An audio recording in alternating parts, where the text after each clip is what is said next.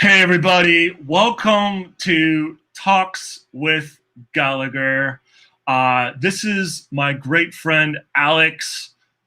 He is a successful real estate agent. I actually was reading some of your stats, and you're one of the top tier real estate uh, guys in the state of Pennsylvania. And just what an honor to have Alex, and I feel honored to know him as well today on the show. Today, usually I share or I have different guests on that talk about some spiritual topics. And today, we're going to focus a little bit more on the journey of Alex going into the marketplace and business and in real estate. Because I know a lot of times we make decisions in life and we think we're going in one direction, and then sometimes with different life decisions we go in a direction we may not have seen ourselves to go in. I know for me, I had this aspiration of an astronaut and wanting to do something in space, and obviously that led me in learning more about technology and science, and now here I am, a video producer and doing Talks with Gallagher, and very quite different than an astronaut. So I kind of wonder if Alex is, okay, I'm going to do real estate and this is what I'm going to do when he was like 6, or if just the ebb and flows of life and, led him to real estate, to being, successful as he has been and sustaining that success. So we will, this is really just a live conversation here today with Alex, and I'm just so excited just to hear more of his story. We had him on earlier, so if you go through the archives or search, you'll be able to find previous conversation. But today we're going to focus on just the business story and just business talk. So it's because Talks with Gallagher can talk about anything. That's why it's called Talks with Gallagher. Okay, well, with that introduction, Alex, how did you get into doing real estate, and how did that happen? Like, I mean, wow, like, yeah, I mean, not, yeah, please share. All right. Well, before I share, John, I just want to thank you for having me on again. I really love doing these with you. I mean, we have conversations all the time that I really, really value. So being able to do it in front of everybody that's watching, I think is pretty cool. So Yeah. start off with that. Yeah, so I was definitely not someone who at, 5 years old or 6 years old in kindergarten, when the teacher goes around and says, "What do you want to be when you grow up?" I did not say, real estate agent. That's not something that popped into my mind at all. To be honest with you, I was actually one of those kids. I probably just gave the routine answers, which are either, a police officer, a fireman, or Batman. That's what I wanted to be when I grew up. And for me, it just kind of evolved, like I guess how you put it, the ebbs and flows of life. And I guess my story in real estate starts about I'd say about 7, 8 years ago now. I was introduced to somebody through a mutual acquaintance, and they were roughly my age, and I got to kind of talk to him a little bit, doing a little bit of discipleship. And then the conversation started coming up about, this person had a desire to really build a legacy for their family through real estate. And I never really thought about that before. But then we would start to meet and just start to think of ideas that maybe we could, flip houses, or, basically buying a house for, under the market value, put a little work into it, and then sell it to make a profit. And so I really started thinking about these things from the conversations I'd have with that gentleman. And so I started going down that path, but one of the things I quickly realized is it takes money to buy real estate. And at the time I was like, 21 years old, and, didn't really have much of anything that I could use to acquire property. So we started working on putting together proposals to investors to get them to maybe use other people's money, or the industry term for that is OPM, other people's money. And it's a great way to leverage other people's resources to get to your desired goal. And so we had talked about it. We made a couple presentations, but nothing really seemed to work. And what ended up happening, I started, things didn't really end up working out in that partnership. But from it, I did learn a lot, and I really value those days of having those initial conversations, because it oriented my mind for the first time towards real estate. Then what I did, I just started doing a lot of digging, a lot of research, like what are some ways you can get started in real estate with no money? Because that was my barrier of entry, was not having any money, and I was kind of had a bad habit of just looking at what resources I had and judging whether or not I could accomplish something based on what I had in my hand. Right. So I started learning about other methods of acquiring property without using your money, but other people's money. And I got into a form of real estate investing called wholesaling, which is basically when you secure a contract on a property at a reduced price, and then what you do, you never actually have to expend your own money to acquire that property. You actually sell your interest in buying that property to an end buyer who is willing to pay more than the amount that you have it under contract for.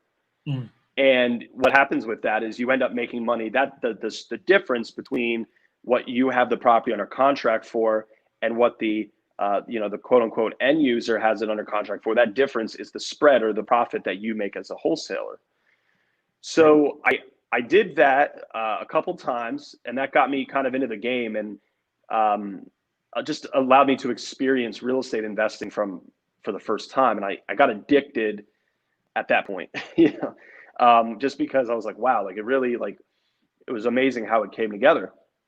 So then the thought I had was, okay, well, how can I get an even larger group of people to find out about property from, or once I have a property under contract, how can I get in front of a broader audience to market that property? And one of the investors I was working with at the time, and again, this is back in, I would say 2012, 2013, he said to me, he's like, hey, have you ever thought about getting your real estate license? He said, I'll help you pay for your classes, and you can get your license, and then my properties, I'll give them to you to put on the market, and you can be my agent.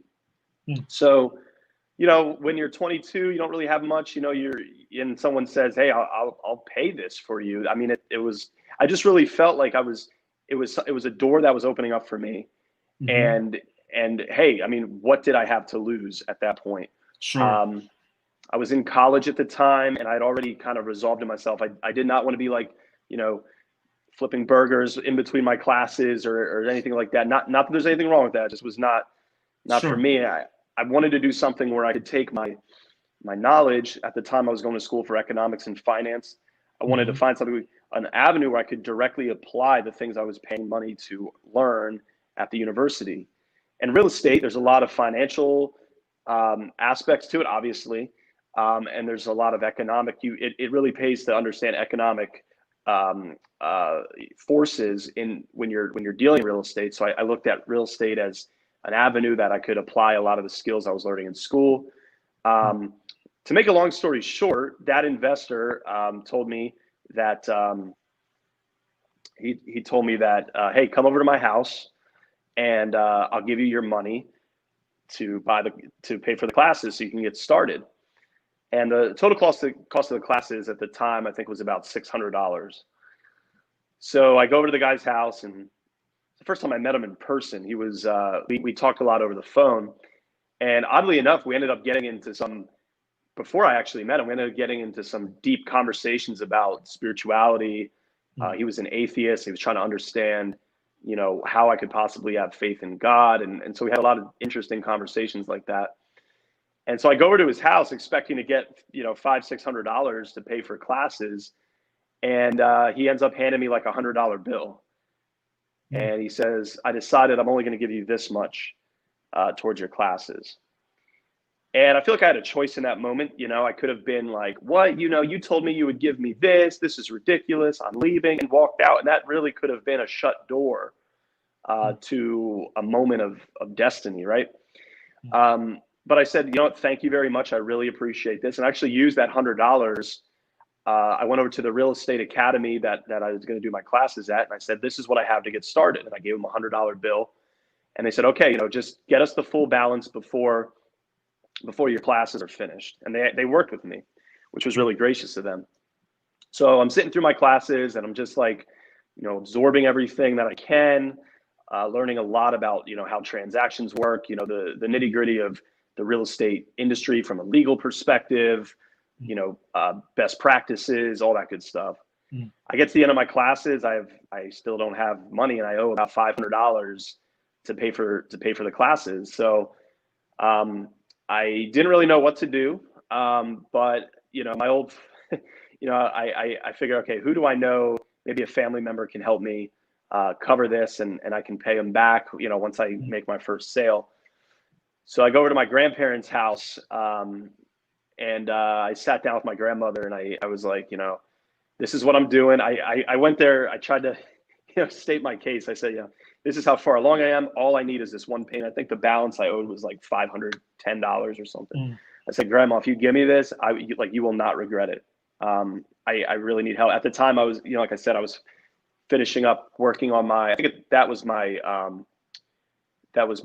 associate's degree that I was finishing up. So I was trying to balance that at school.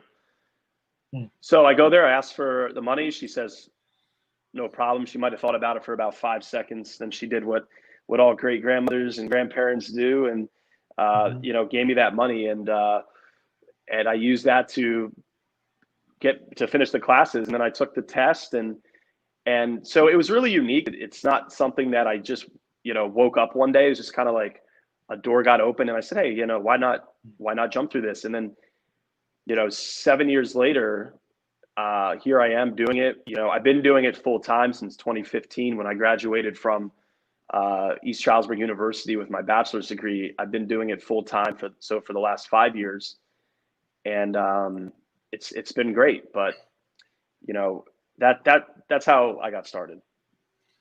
Wow. Well, what a process. Wow. And you were able to recognize, I think it's so interesting, even if, even in your, college time and everything that was happening with that, I'm just trying to picture, I'm sure you're managing, full-time student course load. And at the same time doing this, doing the real estate thing. And, recognizing these were divine open doors that were happening, that I think you knew in the depths of your being that it wasn't just by happen chance. It wasn't just by coincidence. And it's like, you knew, like, I liked how you used the word, like a door of destiny, and recognizing the walk in it, even though, maybe you didn't, we're thinking necessarily at the time, as maybe, and correct me if I'm mistaken, that,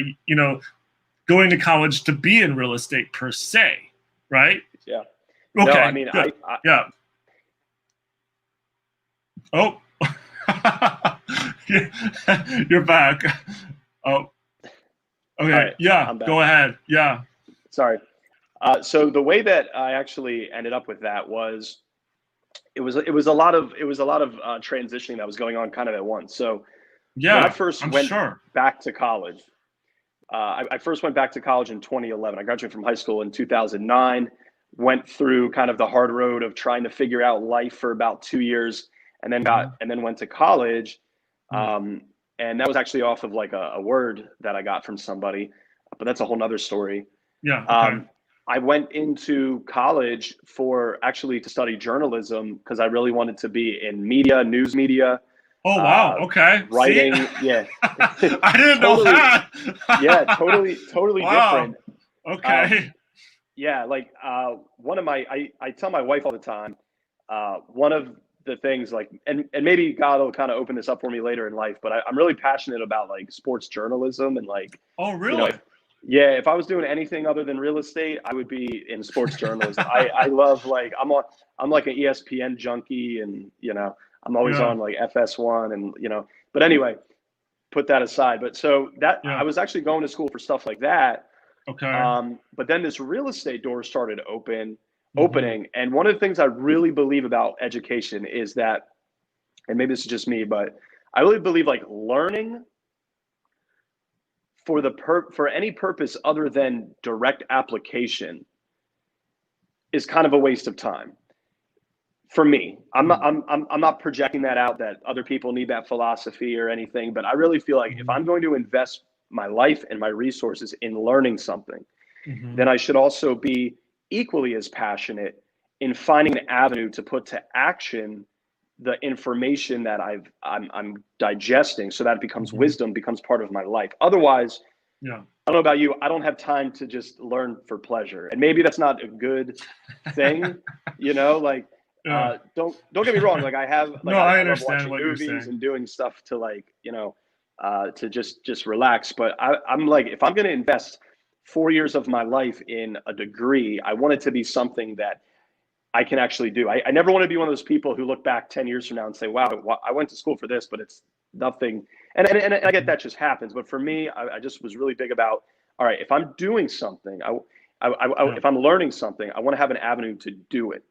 Yeah. And so the real estate door started to open at the time, going to school for journalism. And I was like, okay, I'm spending my whole day learning about something that has nothing to do with real estate. And I did have this unction that real Yeah. estate was the door that was for me. So then that's when I shifted my degree and everything to Mm. economics, Oh, finance, okay.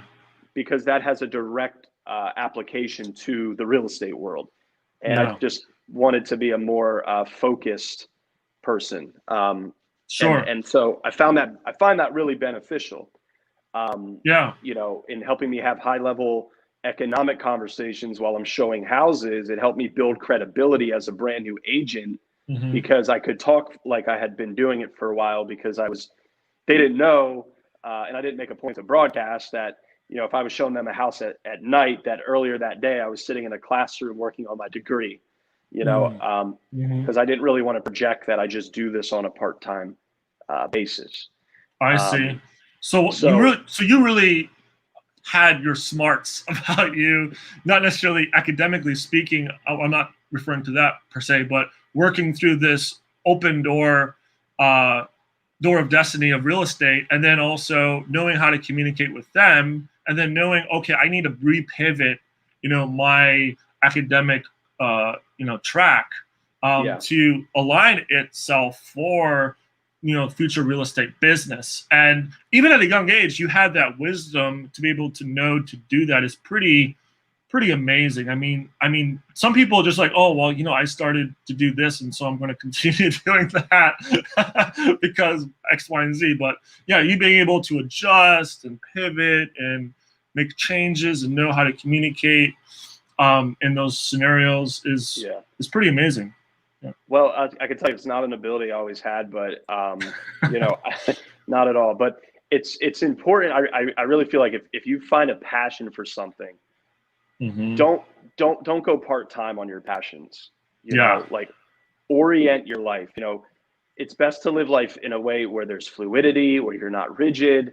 As doors open up, make adjustments, because that will get you to Mm-hmm. your goals faster than and it'll take your aspirations from dreams into, okay, here's a tangible plan that can actually, in 1, 5, 10 years, give me my desired outcome. But it takes being able to pivot, adjust, and make sacrifices where needed. I mean, Mm-hmm. like I said, I love sports journalism. I'm like, even throughout my day, I'm like listening to like sports reporters. Like, I love it. Mm-hmm. But I just followed what I felt like life was, and God was kind of opening up to me, and here I am, and I don't live with regrets, because that's how it happened. I mean, I can't change anything, I can't go back. I just have to stay Right. focused on the future. Right. Yeah. Yeah. Well said. And you know, there's this saying, there's no such thing as overnight success, Right. and so, how did you remain determined through, the building of your real estate career, knowing that you were going to be successful in it? Because I think sometimes when you're still emerging in a career space, sometimes you have those unknowns, if it's longevity in its career, and other types of things. So how did you, yeah, how did you just kept going, and Yeah. what were you telling yourself, in that initial phase, and then, yeah, after that, I just like to know where you're at now. I think, well, Yeah. not just me, but those listening too. But yeah, if you can just start with the first question. No. Yeah. No. And I love this question because it sort of brings out of me my life philosophy, Mm-hmm. which is I haven't arrived anywhere.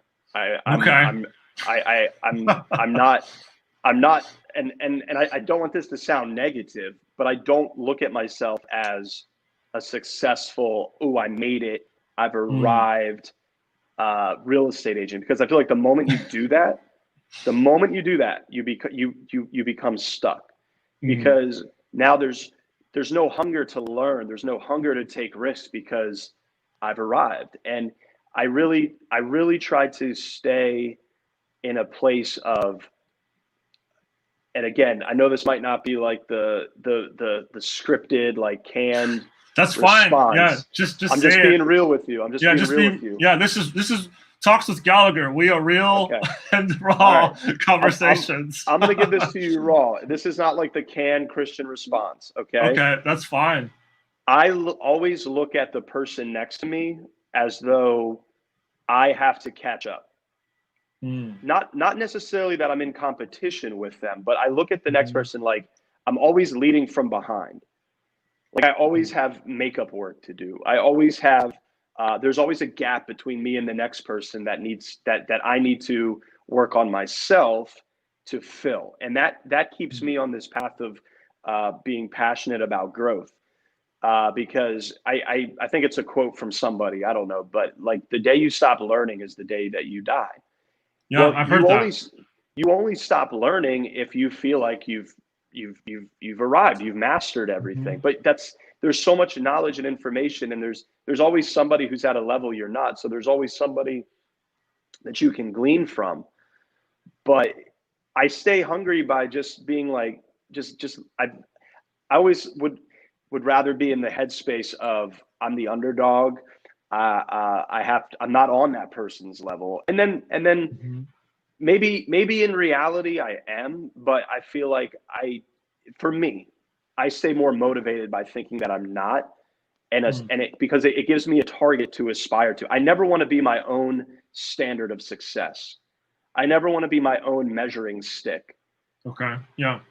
And what I mean by that is if I see someone else has the passion to move the goalpost for themselves, I want to I want to have that conviction in myself that I have that same ability to Mm. do that, and that keeps me humble, Mm-hmm. um, and but it also keeps me passionate about um, not settling. And some people might say, "Oh, well, that sounds like you're not content." No, I'm very content with who I am. Yeah. I'm 30 years old. I know who I am. I know what I am and what I'm not.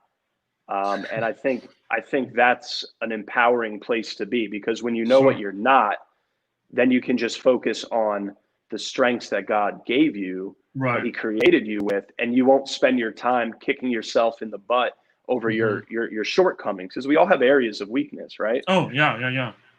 So when you know what you are and what you're not, you Mm-hmm. say, okay, yeah, no, I recognize that's not something I'm strong in, but I'm Mm-hmm. not really called to just stay focused on what I'm not strong in. I'm called to build and grow on the strengths that I was created with.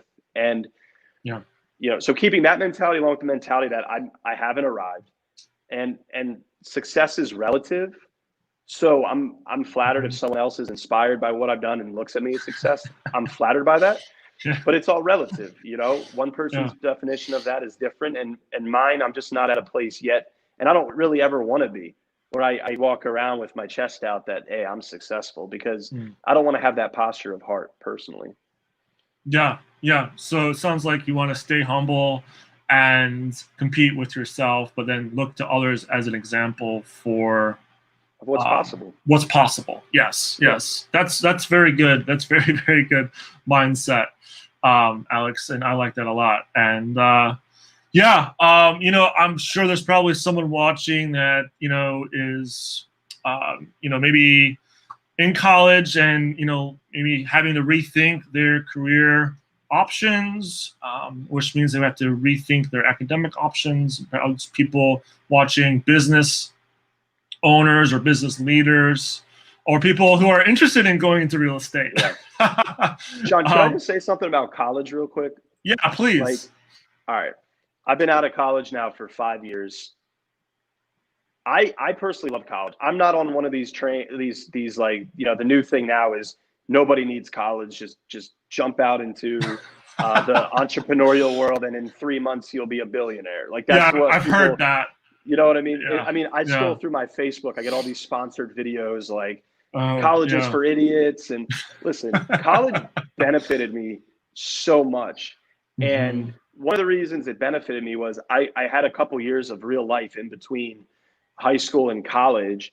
And what my approach to college was, that it was a job. I showed up, I engaged in the classroom, I did my work, and then I went to my other job, which is the one I happened to get income from. But at the college, I was getting income in the form of knowledge and studying habits and things like that. And also, connections. I think what happens sometimes with young people when they go into college, there's this whole like rhetoric around college that actually brings more confusion to people than it does discipline and respect and hard work. And I don't know, I just found that, and maybe it's because I was a couple years older than people I was there with at the time, but I just found a lot of people were like, had this mentality that like college is supposed to be where I experience all this stuff, and it is.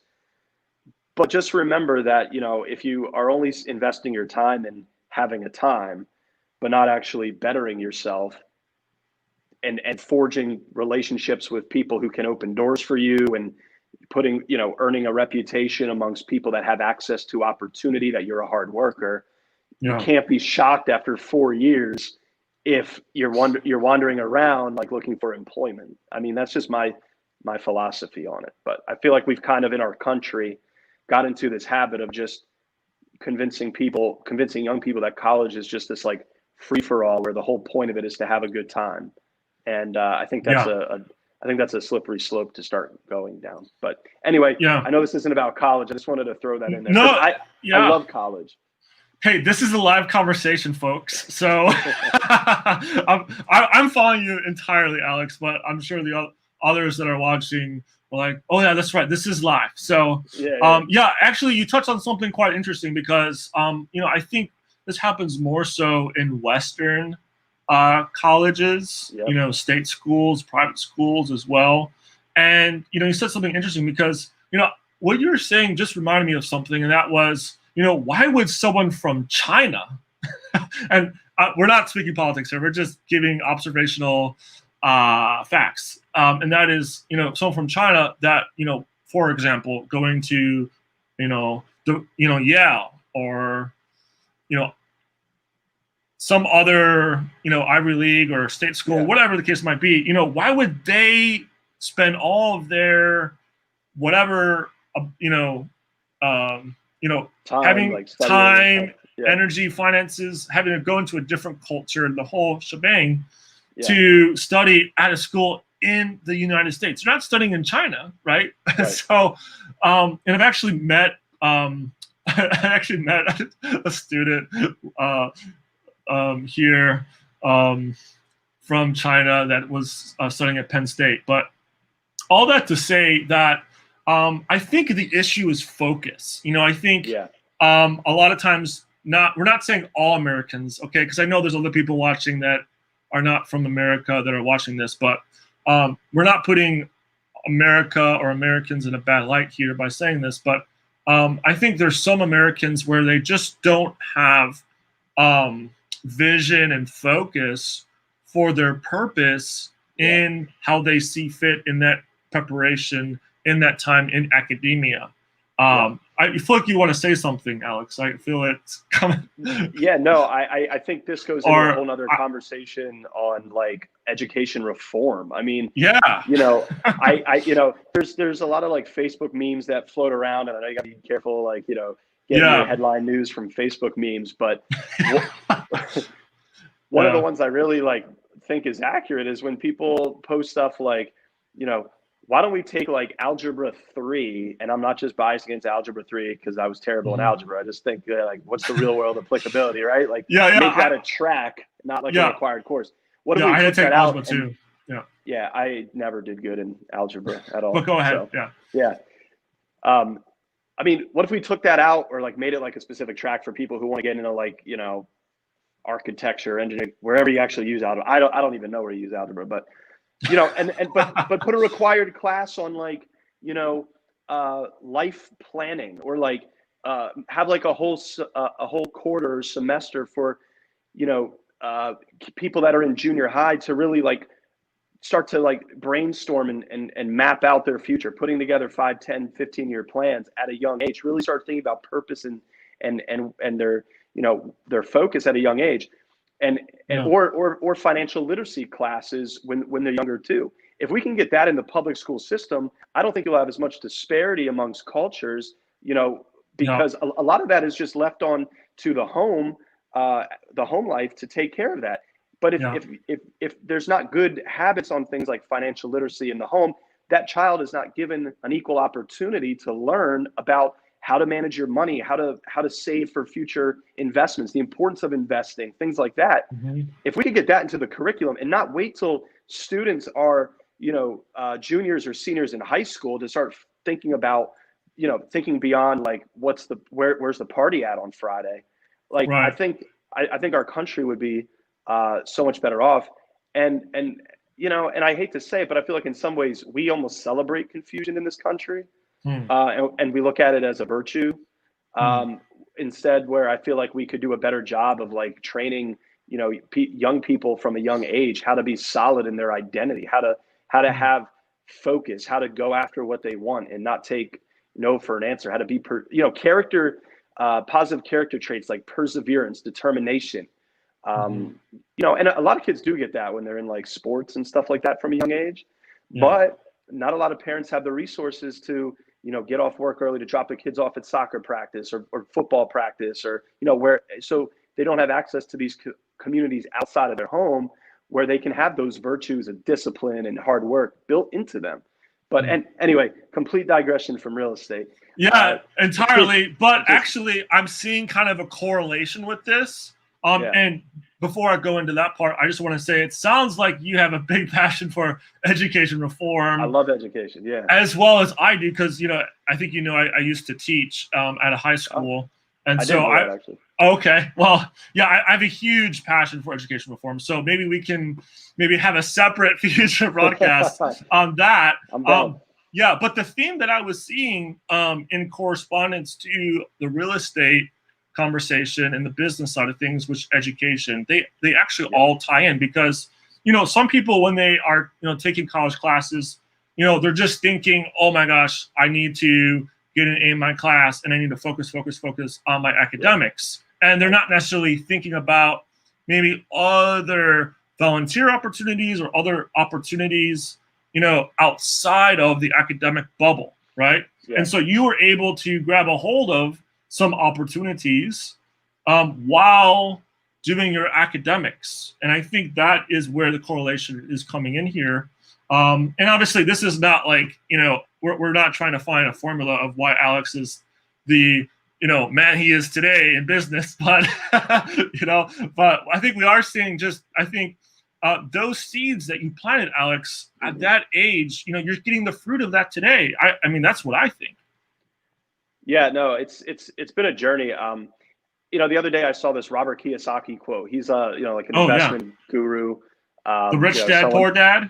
Rich Dad Poor Dad. Yeah. He had this quote, and it was like, I'm going to completely butcher it, but I'll give you the essence of it. He's like, Sure. you know, there's the academically wealthy mentality, and then there's the financially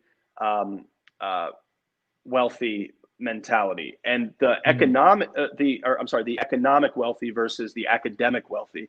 And basically said the difference is the person who values more the quote unquote academic wealth focuses on making no mistakes.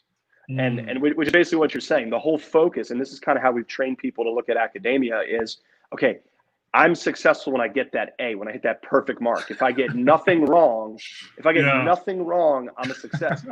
When actually, like, entrepreneurship and economic wealth is actually built through making tons of mistakes. Exactly. Learning from those mistakes. And what happens is people can come up in education and a whole, K through 12 into 4 years or 8 years of college being taught that the way to be successful is by never making a mistake.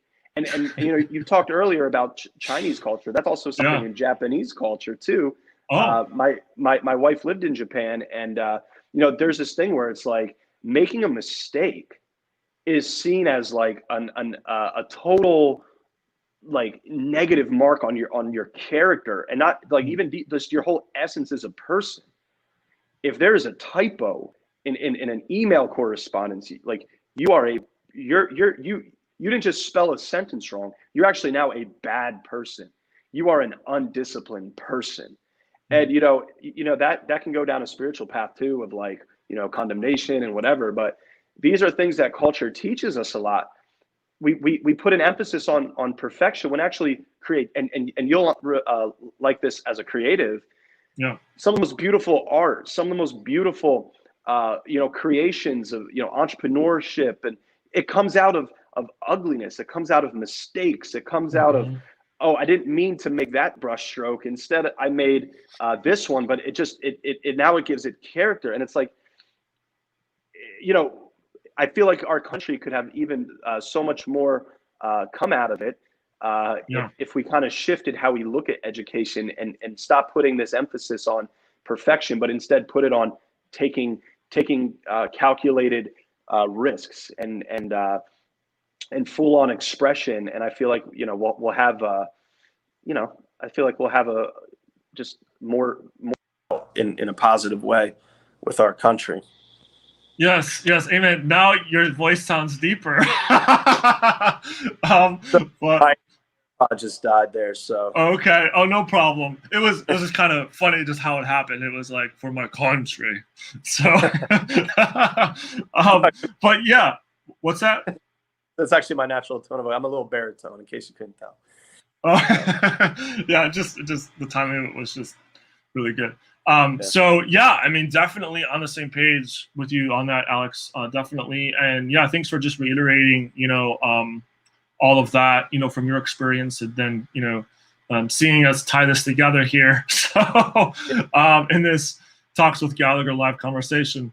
So I'm just wondering, like, what's kind of your focus, now, and what do you see yourself? Sometimes people say, what do you see yourself doing the next 3 to 5 years? Well, I want to change that a little bit. Just say, like, what do you have in mind for the future? I mean, obviously, we're living in one of the unprecedented times in history, and outside of the election here in the United States, but just with COVID and other just things happening, even worldwide. We're living in a really interesting time. So, I was just hearing the other day just how the importance of resiliency is so important today, now than ever. And so, yeah, just like just what's kind of your not necessarily mindset, but just kind of idea or vision for what you see yourself doing in these unprecedented times. Yeah. My biggest focus is, well, there's a 2-part answer for this.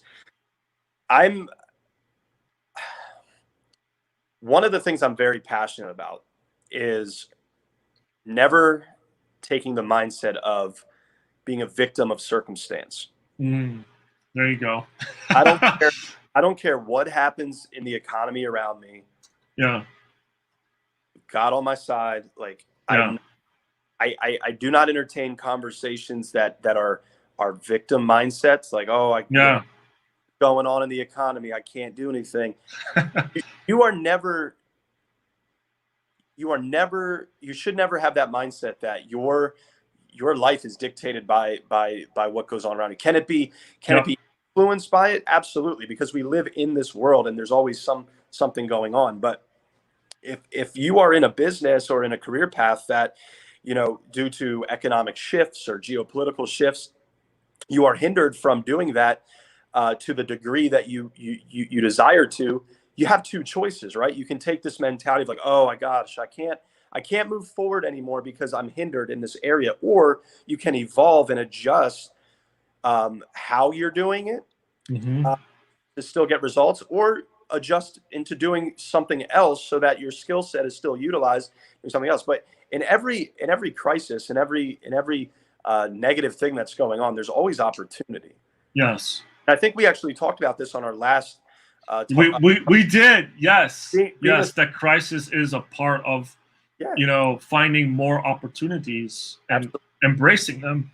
And the people that understand that and embrace them are the ones who actually come out of negative situations that are going on in the world. They come out wealthier. They come out more educated. They come out with more skills. Actually come out stronger. So that's the one thing I'm really passionate about. So what I have planned for the next few years is not going to be dictated by what's going on around me. It may cause me to shift how I do it and maybe what I do, but it won't change the ultimate goals. And the second thing I was going to mention that I'm equally, or if not more, passionate about is leaving an inheritance or generational wealth. That drives my life in a lot of ways. And I know some people that they might say that's shallow wealth. Well, here's the way I look at it, right? My grandfather is a personal hero of mine. And I really learned this from him. I really believe in that scripture. It's out of Proverbs. It says a good man leaves an inheritance. And that's not just a material. When I say wealth, it's not just a material, inheritance. I do believe part of it, because I feel like you should leave the next generation better off than you had it. And I feel like it's honorable to actually have no material fruit from your life that you can pass on to help your kids get a leg up and be able to build on top of that.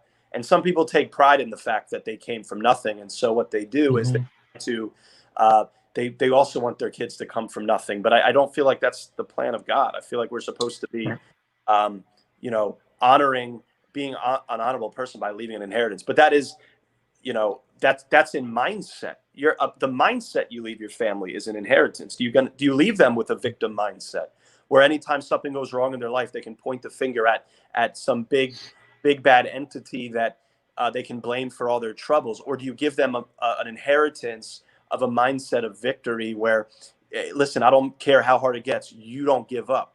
I don't care how hard it gets, you keep persevering. That is an inheritance that you leave. So one of my vices, to be honest with you, is that I'm usually, a lot of conversations I have with my wife, a lot of conversations I have with, mentors and people that I look up to, I'm not talking about what I'm doing next week. I really try to be purposeful with every day to the best I can. And I fall short a lot, but to the best I can, I want to live each day with the next 40, 50 years in mind. Wow. That's impressive. Wow. Okay. And it really goes back to things that my grandfather kind of ingrained from me from a young age. I watched, he's 90 years old now, and he still gets a steady check from investments he made when he was 40 years old. Oh, because wow. 40 years old, he was thinking of what I'm going to be doing when I'm 90 years old. And it's just something I value highly. And, I want to make sure that my wife and those that come after us, our children and children's children, are blessed. And so, a lot of people get hung up on what's my 5-year plan? I really try to think in terms of what's my 50-year plan? Where am I going to be in 50 years? I like that. So every move that I try to make, whether it's purchasing an investment property or investing money in some other vehicle that's going to be an investment vehicle, I really try to look at, okay, what's the projection 40 years out? What's the projection 50 years? And that takes faith, because nothing is guaranteed. If you buy a real estate investment, that doesn't come with a guaranteed return over the next 40 years.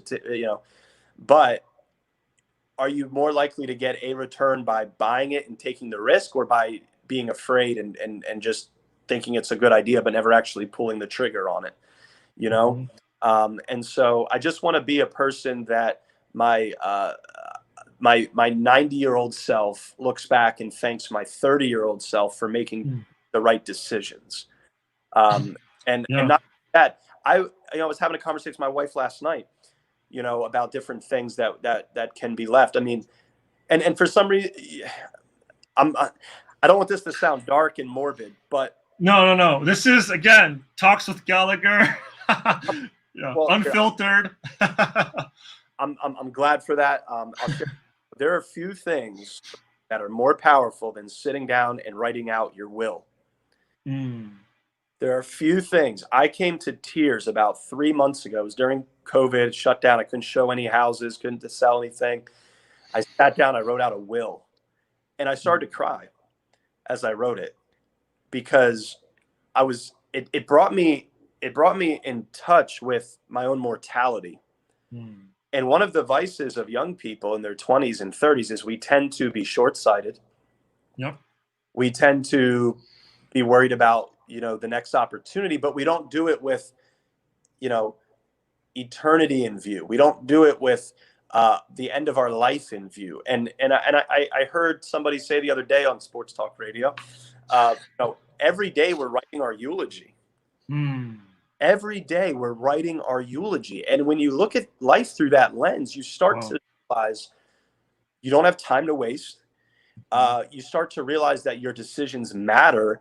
And do you want to be someone that your future self and your future generations, your great grandchildren, your great grandchildren, do you want to be the person that they look back and say, I'm really, really grateful that my great grandfather did what he did for us?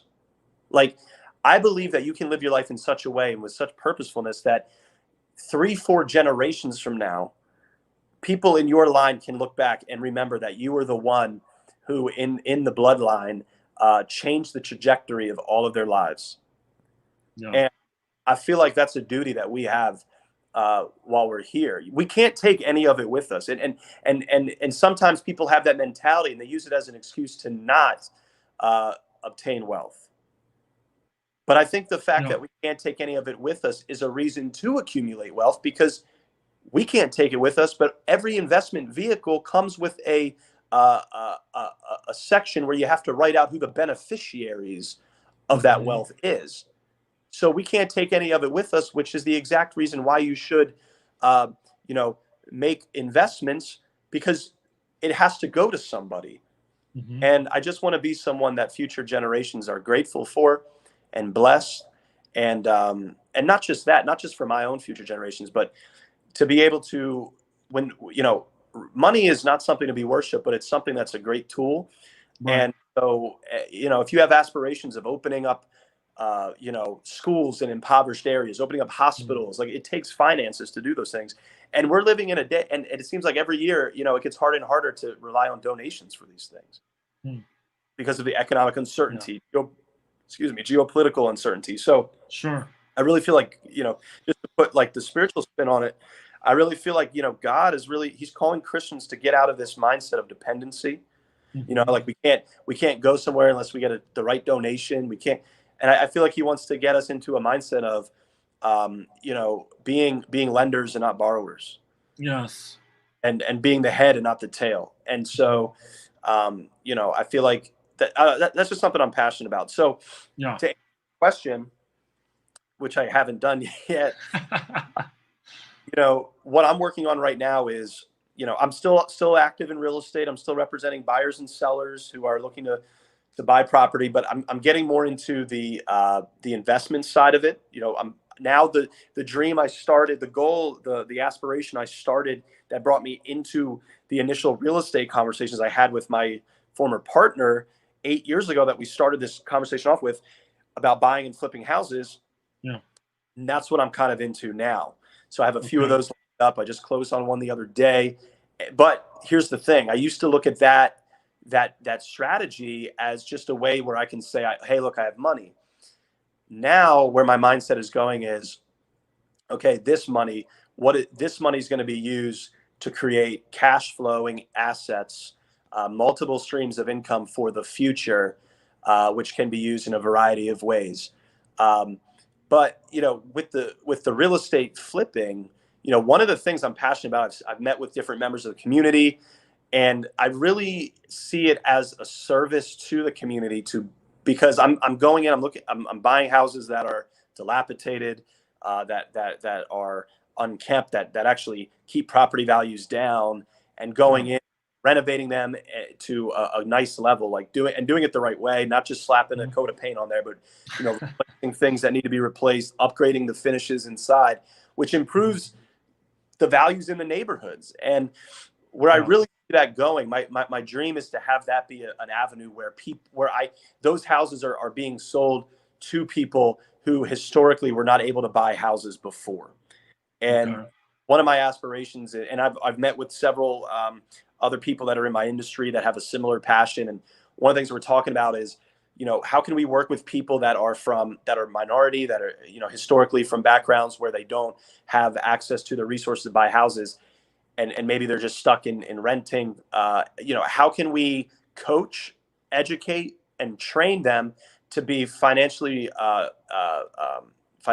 intelligent, and make them homeowners? Because I do believe, and I'm biased, I'll admit I'm biased, I do believe that home ownership is the quickest way to building generational wealth, because everyone needs a house over their roof over their head, and it's a tangible asset that, as long as you maintain it over the course of decades and decades, like, that is an asset eventually you can sell. And when you sell it, you know, you're talking about significant amounts of money, which again is relative, but it's still, you know, buying a house is usually the largest investment most people make in their entire life.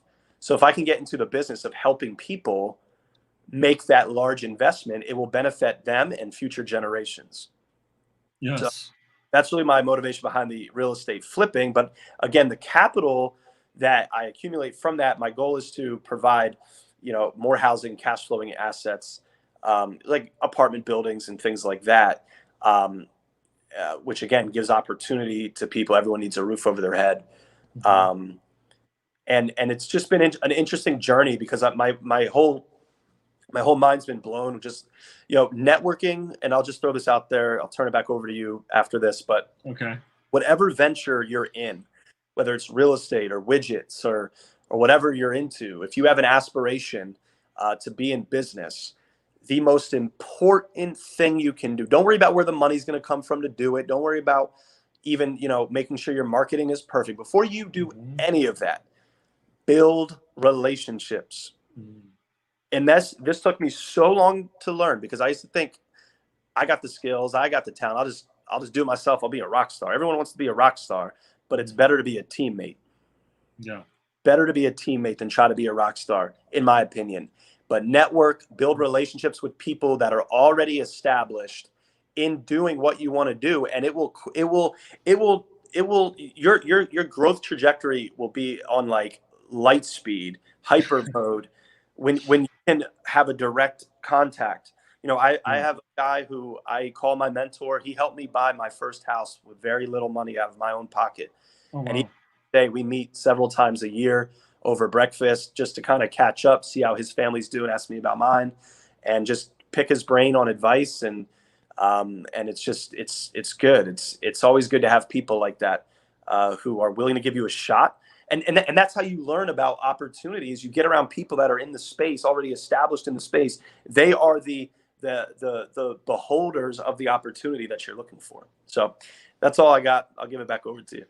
Well, wow, we just heard a whole bunch of nuggets of wisdom right there, everyone. Wow. And yeah, I actually did want to hear any, concluding remarks, and I feel like you said it all. So, and we're about time. So Beautiful. thank you so much, Alex, for your time today with us. And man, I am really, really inspired by your story and by your mindset and by your approach and your morals and your ethics and your ideas regarding all of this, and how you see the future and how you see it as, not just for yourself, but for a legacy to be led.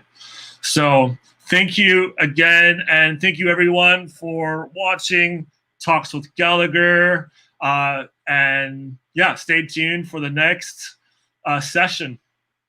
Bye, everyone.